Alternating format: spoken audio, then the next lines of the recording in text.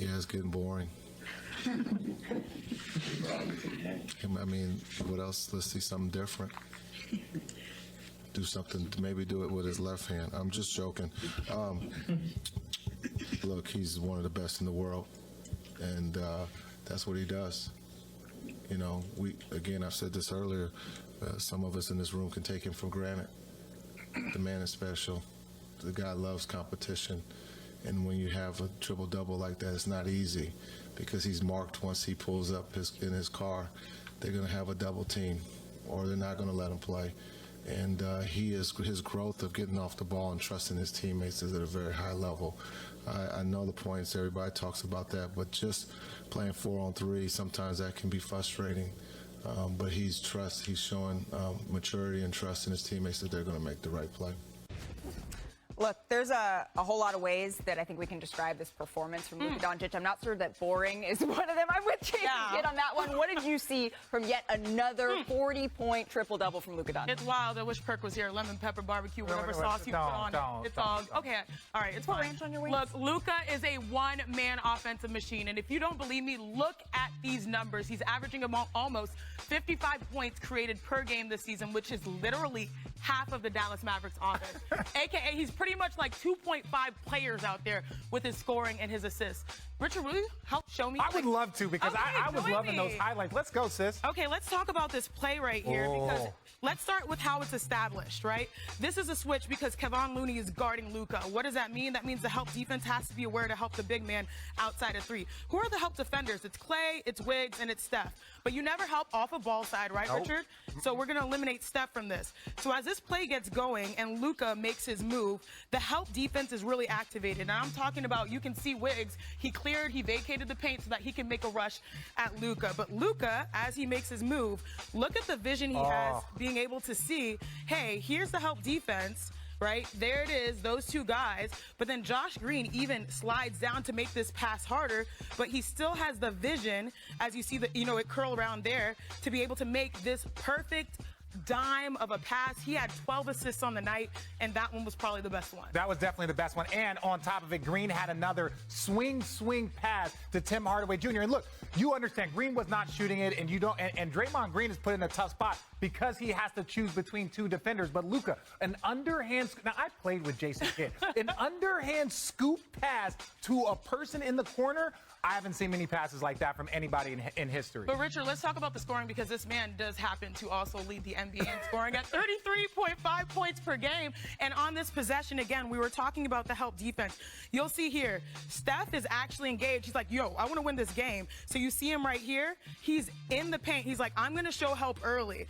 And so he shows help. But, when you pass the ball so much, he beats Wiggins. This is where Steph is like, I'm taking it. But he's got body. This is like 6'9". Wiggins, if you see right here, instead of like using the blind side to really double him on the turn, instead he stays with his man because he's been killing you with the assists. And what does that amount in? Cash money. Cash, easy one. And Steph there, if he should have either properly taken a charge or tried to stay on his feet. He was caught off guard because you could see it wasn't a stumble. That wasn't a charge attempt by him. But if he stays on his feet, then you're possibly in a double situation. So he was just breaking them down. Yeah, you have to pick your poison when it comes to Luka Doncic. Either you help on him, and then he's able to create a pass, or you don't, and then he's able to turn around and hit a bucket. It's sort of a lose-lose situation, but that begs sort of the thought of who's the MVP then? And according to Caesar Sportsbook, you can see the entire list there. You have Luka Doncic leading the way, followed by Giannis Antetokounmpo, Jason Tatum, and then a pretty sizable gap before you get to Steph Curry and Joel Embiid. But of course, respectfully to the odds makers, this isn't necessarily the list that I want to talk about today. Can I show you guys the one I want to talk about? Because Kendrick Perkins, he has his own leaderboard. The guy who's averaging 33, 9, and 8, he's not even on it. According to Big Perk, the MVP race is Jason Tatum 1, Giannis Antetokounmpo 3, 2, Devin Booker at 3, Ja Morant at 4, Tyrese Halliburton at 5. A little bit of surprise there, but the Pacers are 4th in the East right now. So this means we need to bring in Big Perk. Because Perk tweeted this out before two guys from last night went head-to-head. They're missing on your list. No Steph, no Luka. How we feeling today, Big Perk? Oh, I'm standing on my list. That's how I'm feeling. I'm feeling great. My list is flawless. Anybody that disagree with me, they're the one with the problem. See, here's the thing. We move the goalpost so much when it comes down to this MVP race and things to that nature. Now, is it going to stay this way? Probably not. Guys are going to continue to play better. But when it comes down to Jason Tatum, right now he's the clear front runner for the MVP. And we can't say enough with Giannis where he got the Milwaukee Bucks at right now. No Chris Middleton. We talk about Devin Booker. No CP3, no Cam Johnson, no Jay Crowder, no problem. And then do I have to tell y'all about Ja Morant, like for real, one of the most electrifying players? Here's my wild card. He is Halliburton.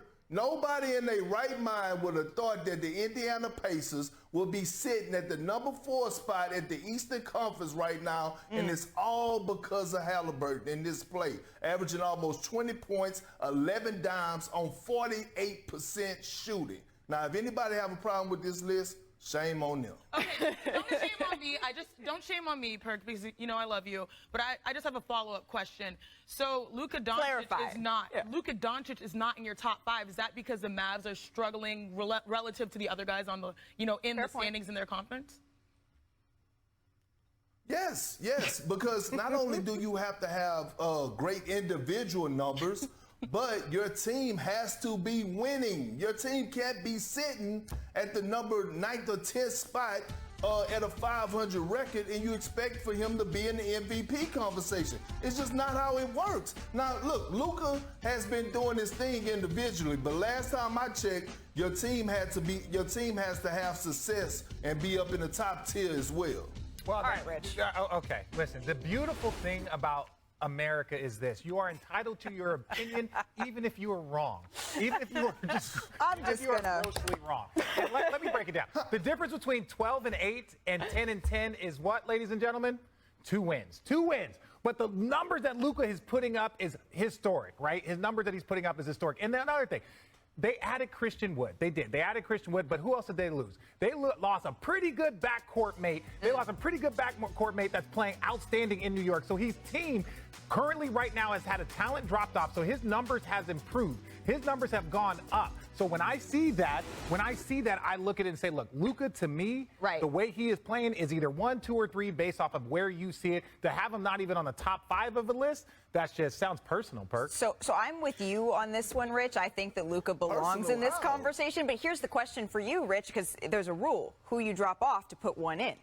Now, Halliburton is having an all-star quality season. I believe he is an all-star player this year. If the all-star game was to be right now, he is doing things that I don't even think if the Sacramento Kings, who are having an outstanding season and the trade looked like it was a great trade for both, even them, they're probably like, oh God, this kid looks pretty good. Right? Maybe we should have traded De'Aaron Fox, man. You know what I'm saying? Like instead, I'm just saying. So that means you're dropping him off? Halliburton. I'm dropping Halliburton off, and I'm adding Luka onto the list. Okay, Ramona? So we can quibble with the rest of his list, but I do think he has the front runner correct. I think Jason best player, Tatum, best team. Yeah, best player, best team. And Jason Tatum is having for him, it's hard to say a breakthrough year because he's broken through so many times before, but this is where he elevates from being an all-NBA player to an MVP caliber player. And what he's done offensively this year and defensively on both sides of the ball, he has done so much work on his game. I think you have to look at Jason Tatum as the front runner, especially with how the Celtics are playing. Yeah, absolutely. Like, you have to celebrate the Celtics overall because they were dealt a situation, but look at how professional they have been when it comes to basketball and those guys producing and being the best team out there. And so I'd feel comfortable with Luka. I mean, I'd probably go Tatum 1, then I'd go Luka or Giannis at 2A, 2B. And then after that, Halliburton does not make my list. I like Morant. I like Booker. But I think it is like an egregious error to not have Luka on there. And the odds makers have Booker at 10. Okay, let's just, and the last part, listen, close your mouth there, big fella. Hold on. This is the last thing. Right now, the numbers are, Celtics are 17-4. The Bucks are 14-5, right? So one less loss. Has Middleton played it all this year? Because Jaylen Brown has been playing all year. He's supposed to play, I think, Friday, Jaylen Brown has been playing all year. Marcus Smart has been playing. They added Malcolm Brogdon. Giannis looked around and said, oh, man, I don't have my second best player. And 4-time NBA All-Star. Let me just up my stuff. So to say that best player, best team, but I don't know if he's having an outstanding year. He was first-team All-NBA. He's going to be first-team All-NBA if he continues down this route. So, Richard, to who's put one him for you? MVP, Who's one for you? Giannis is number one. Okay. All right. Perk, last word on this because we could go on it all day.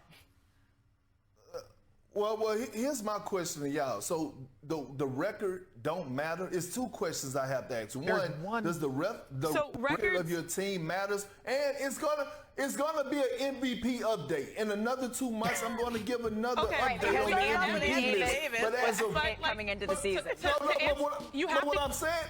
what I'm saying is, right now, take Halliburton off the Pacers, and they would not be number 4 in the Eastern But I think Conference, that's by the the way, point. which is the better conference out of the two.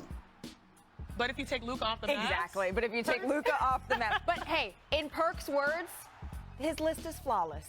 So there you go. And it's fluid. It's fluid, and flawless.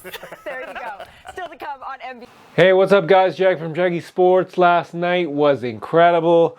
Everybody gets on the Lakers, right? Everybody gets on the Lakers. The media just eats them alive. But last night, the Warriors. And to be honest with you, the Warriors, Steph Curry traveled. I know they're saying, oh yeah, I didn't travel, but if you take a look at his left foot, he did travel. And they lost the game. He could have tied it. He could have beat, did his thing.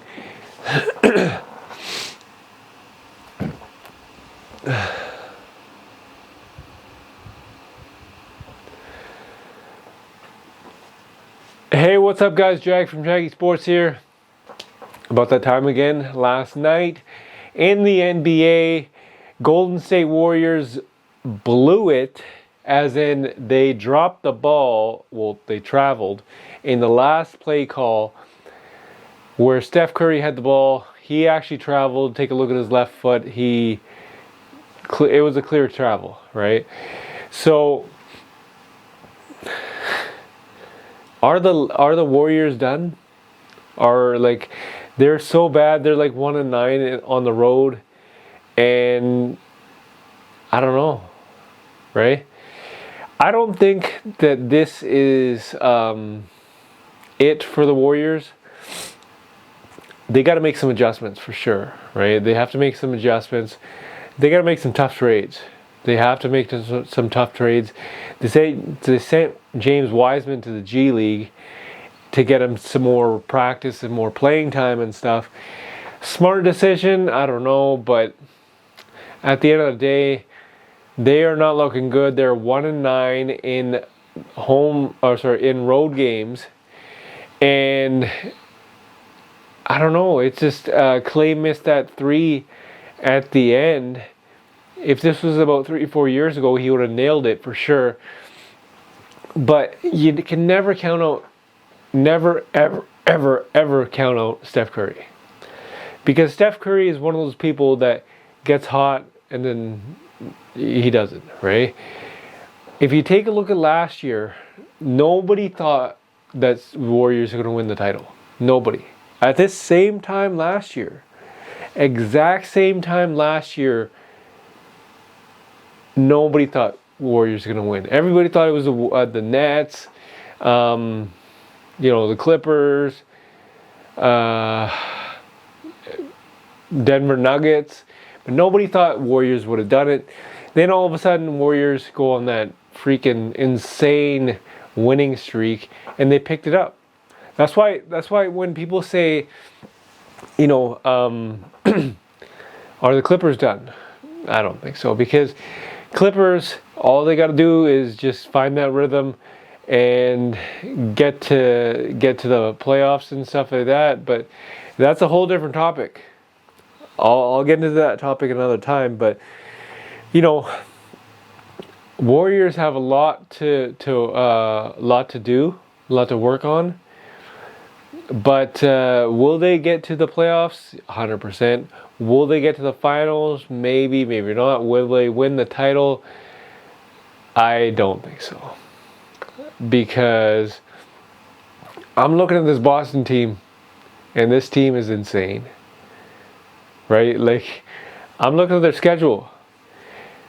Boston plays, I think it's Miami, and Miami again, and then Brooklyn. And you see them not losing. So, Warriors, if you put them up against the Boston Celtics, they got to compete with that. You know, it's a long season, anything can happen. But Boston Celtics are so good now, what's going to happen when they get Robert Williams back, right? So, Warriors blew it last night. They got a lot to do. And I don't know. If I am